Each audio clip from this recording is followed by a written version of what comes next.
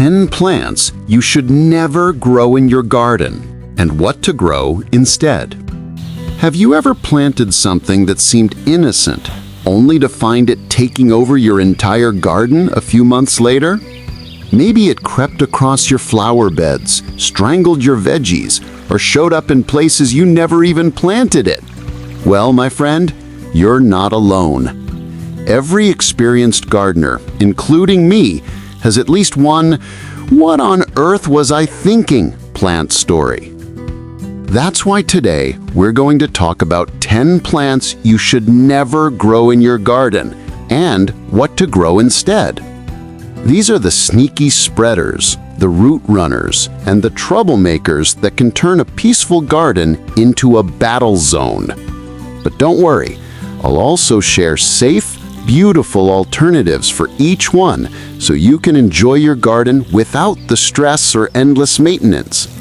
So grab your tea, settle in, and let's save your garden one plant at a time. 1. Mint, the mischievous invader. Mint. Fragrant, refreshing, and perfect for tea. But plant it in the ground, and it'll soon be popping up everywhere, between your tomatoes, around your roses, even in the cracks of your walkway. Mint is what I call a charming troublemaker. It starts off politely in one little corner, and before you know it, it's sending out underground runners that travel faster than you can pull them. The problem isn't the plant itself, it's where you plant it. If you put mint directly in garden soil, it'll spread endlessly, choking out smaller herbs and vegetables. I once made that mistake in my herb bed. Let's just say, by the end of summer, I didn't have an herb garden anymore. I had a mint plantation. So what's the solution? Grow your mint in containers. Simple as that. Keep it in a pot or a raised container with solid sides, and you'll still enjoy its lovely scent and flavor without the invasion. Or, if you want something with a gentler habit, try lemon balm. It gives you a similar fragrance, grows beautifully in partial sun, and doesn't take over your garden. Trust me, you'll thank yourself later for keeping your mint contained. 2. Bamboo, the backyard monster. Now, if mint spreads fast, bamboo spreads like it's in a race. It's the Usain Bolt of invasive plants. Many people plant bamboo for privacy or shade, and I get it. It looks beautiful and serene. But underneath that calm appearance lies an underground network of rhizomes that can travel 10 to 20 feet away from the original spot. Once bamboo roots settle in, removing them can take years. They'll sneak under fences, invade your neighbor's yard, and even push up through concrete. A friend of mine once planted a small clumping bamboo along her fence line. By the following spring, shoots were sprouting on the other side, in her neighbor's vegetable patch. And when she tried to dig them out, she realized the roots had formed a tangled mat that went deeper than her shovel could reach. So, if you truly love that tall, grassy look, there's good news. You can choose ornamental grasses that give the same sense of movement without the chaos. Try fountain grass, Pennisedum alopecuroides, or feather reed grass, Calamagrostis carlfurster. They're graceful, non-invasive, and add a lovely texture to any garden. They sway beautifully in the breeze, provide that soft rustling sound we all love, and stay right where you plant them. So if you've ever been tempted by bamboo, resist the urge. Go for one of its gentler cousins instead. Your garden and your neighbors will thank you. 3. Morning Glory, the sneaky strangler. Now, here's one that fools a lot of gardeners, especially beginners. The morning glory looks innocent with its bright trumpet-shaped flowers and fast growth, but that speed is exactly what makes it dangerous. Within weeks, it can smother nearby plants, climbing anything in its path, fences, shrubs, even trees. And once it takes hold, the vines twine so tightly that removing them without damaging other plants becomes impossible. The seeds can remain dormant in soil for years, waiting for the perfect chance to sprout again. So even if you pull it all out, it often returns, like that one uninvited guest who never quite leaves. But don't give up on vines altogether. If you love that climbing, cascading look, there are safer, more polite climbers that play well with others. Two of my favorites are sweet peas and clematis. Sweet peas are gentle, colorful, and delightfully fragrant. They'll give you those lovely draping blooms without taking over your garden. Or clematis, on the other hand, adds elegance and comes in so many colors and shapes. Once established, it's dependable, controlled, and long-lasting, the perfect climbing companion for trellises or archways. So next time you see a morning glory packet and think, that'll be pretty, just remember, it's prettier in pictures than in practice. We've covered 3 of the biggest garden troublemakers so far: mint, bamboo, and morning glory. And as you can already tell, not every pretty plant is a friendly one. But here's the good news. Once you learn which plants to avoid, your garden becomes easier, calmer, and more enjoyable, especially as we get older. And before we move on to the next few sneaky spreaders, if you're new here or you just enjoy learning simple gardening wisdom made easy for seniors, go ahead and hit that subscribe button and join our little community here on Easy Gardening for Seniors. Every week we share practical, low-maintenance gardening tips to help you grow more with less effort. Because gardening should feel relaxing, not exhausting. All right. Let's keep going, because the next few plants on this list are even trickier than the first 3. Some of them look perfectly harmless until they start choking out your favorite flowers and veggies. Let's start with one that hides its bad habits underground, the Jerusalem artichoke. 4. Jerusalem artichoke, the underground trickster. Now, this next one might surprise you. The Jerusalem artichoke, also called sunchoke, looks like an innocent sunflower cousin, tall, cheerful, and easy to grow. But underneath the soil, it's plotting its takeover. You see, Jerusalem artichokes spread through underground tubers that multiply fast. Even if you dig them up, a single piece left behind will sprout again next season. That's how they quietly take over entire garden beds, one root at a time. I've met gardeners who said, "Oh, I'll just grow a few for fun." 2 years later, they couldn't grow anything else in that spot because the artichokes kept coming back. Now, don't get me wrong, they're tasty and full of nutrients, but they belong in a controlled area, not your main garden bed. So unless you're ready to dedicate an entire plot just for sunchokes, skip them in your main garden. Trust me, once they move in, they never want to leave. 5. English ivy, the climber that won't quit. English ivy has a way of charming you at first sight. Its glossy green leaves, its romantic, old cottage look, it's easy to fall for. But here's the truth. Once English ivy gets going, it doesn't stop. It climbs walls, wraps around trees, and smothers everything it touches. And while it looks lovely crawling up a brick wall, it can damage the mortar, trap moisture, and attract pests. In wooded areas, it even kills trees by blocking sunlight from reaching their leaves. That's why many cities now list it as an invasive species. Removing English ivy is hard work. It clings tightly and the roots break off easily, meaning it often grows right back. But if you love that soft, climbing greenery, don't worry, you have safer options. Try Boston ivy or climbing hydrangea. Boston ivy gives that same lush, elegant wall cover, but it's much easier to control. Plus, it turns a gorgeous red in autumn. Climbing hydrangea, on the other hand, grows slowly, gives you beautiful white blooms, and doesn't damage brick or wood surfaces.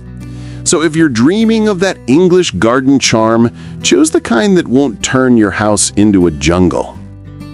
Number 6. Crown Vetch, the choker of gardens. This next one often sneaks into gardens disguised as a helpful ground cover. Crown Vetch was originally planted along highways to prevent erosion, and it does spread quickly. The problem? It spreads too quickly. Once established, Crown Vetch forms dense mats of roots that smother anything in its path. It's nearly impossible to pull up by hand, and herbicides often don't work well on it. It also reseeds aggressively, so if you let it flower, those seeds will scatter and pop up everywhere. Now, I understand why people like it. It grows fast, it covers bare soil, and it looks pretty in bloom. But it's the garden equivalent of a guest who moves in and refuses to leave. If you want a ground cover that's both beautiful and well-behaved, go for creeping thyme or white clover. Creeping thyme smells wonderful, handles foot traffic, and even attracts pollinators. Bees absolutely love it. White clover, on the other hand, is soft, low maintenance, and helps improve your soil naturally. Both of these stay neat, easy to trim, and won't choke your other plants. So by now you can see a pattern forming. Many of these problem plants look beautiful at first. They promise quick growth, full coverage, or effortless beauty, but what they don't tell you is how much control and cleanup they'll demand later. That's the hidden truth about gardening. Not everything that grows fast is a blessing.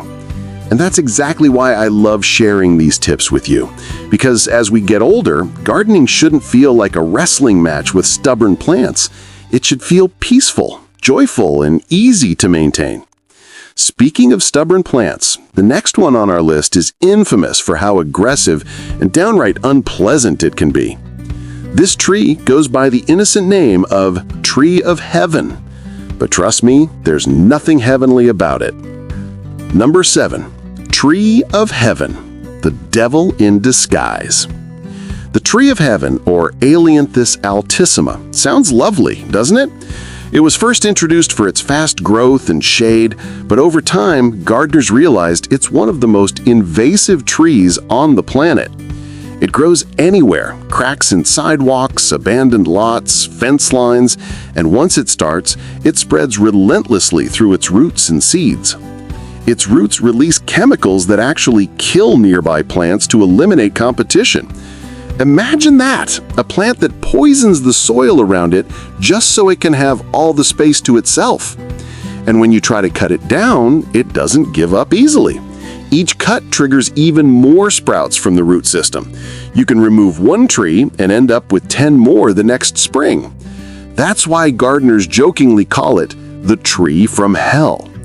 If you want a small tree that's non-invasive and still provides beauty, go for serviceberry or amelanchier. Serviceberry gives you lovely spring blossoms, edible berries in summer, and stunning fall color, all in a polite, well-behaved package. Redbud, with its heart-shaped leaves and pink blooms, offers charm and elegance without trying to take over your yard. They're both native to North America, support local wildlife, and won't destroy your soil or your patience. So yes, skip the Tree of Heaven. Your garden's serenity is worth more than a few fast-growing branches. We've made it through 7 of the worst offenders so far, and I hope you're starting to feel a little wiser, a little more confident about what not to plant next season. But stay with me, because the last 3 on this list are sneaky in a different way. They're the ones that look so romantic and elegant that you almost want to take the risk. In the next part, we'll uncover the final 3 plants you should avoid, including one that's so beautiful, most gardeners don't realize how destructive it can be until their fences start to collapse under its weight. And if you've been enjoying this video so far, go ahead and tap that like button. It helps more senior gardeners like you discover these practical tips And it tells YouTube that this is the kind of calm, helpful gardening content people love. Plus, it keeps this community growing, one helpful video at a time. Now, let's move on to the next garden heartbreaker, the one that's fooled even experienced gardeners for generations. 8. Wisteria, the beautiful destroyer. Ah, Wisteria. It's hard not to fall in love with it, isn't it? Those long, cascading clusters of purple or white blooms, fragrant, romantic, and breathtaking in springtime. But here's the truth that many gardeners find out the hard way. Wisteria is gorgeous trouble. The problem is, those delicate-looking vines grow like they've got somewhere to be, and fast. They twist, tighten, and climb, wrapping around anything in their path. Fences, trees, porch railings, even gutters. Over time, they become thick and woody, and can actually crush or warp structures. I've seen garden fences snapped clean in half under Wisteria's weight. And pruning? It's not a once-a-year job. If you want to keep Wisteria in check, you have to prune it several times every growing season. Otherwise, it'll climb, creep, and conquer. Now, if you've always loved that enchanting, floral dripping look, don't worry. There's a safer alternative. Try Native American Wisteria or Wisteria frutescens instead of the invasive Chinese or Japanese kinds. It grows slower, blooms beautifully, and is far easier to manage. Or, if you just want that soft, draping flower effect, plant Clematis. It offers colorful blooms, climbs gently, and won't strangle your trellis in revenge. Remember, beauty shouldn't come at the cost of control. 9. Japanese knotweed, the unstoppable invader. If there's one plant that can truly test your patience, it's Japanese knotweed. It looks harmless enough at first, tall, bamboo-like stems with heart-shaped leaves and clusters of small white flowers. But beneath the surface, it's chaos. Japanese knotweed is one of the most aggressive plants on Earth. Its roots can grow 10 feet deep and spread 20 feet wide. It pushes through driveways, concrete foundations, and even house walls. In fact, in some parts of the UK and Canada, properties with knotweed infestations lose serious value because once it takes hold, getting rid of it can take years. Even a fingernail-sized piece of root can grow into a whole new plant. So, unless you want a plant that turns your peaceful garden into a construction zone, steer clear of this one. If you love that tall structural look, plant Joe Pyeweed or butterfly bush instead. They're both beautiful, pollinator-friendly, and, most importantly, they stay in their lane. Joe Pyeweed offers tall, feathery pink blooms that attract butterflies and hummingbirds, while butterfly bush, or buddleia, adds color, fragrance, and charm without breaking through your foundation. So next time someone offers you a free cutting of knotweed, smile politely and run the other way. By this point, we've seen vines that strangle, roots that invade, and flowers that outstay their welcome. But there's one more on this list, one that looks soft and delicate, but hides a sharp secret. And that brings us to our final plant, one that's caused more gardening injuries than most people realize. 10. Pampas grass, the beauty with hidden blades.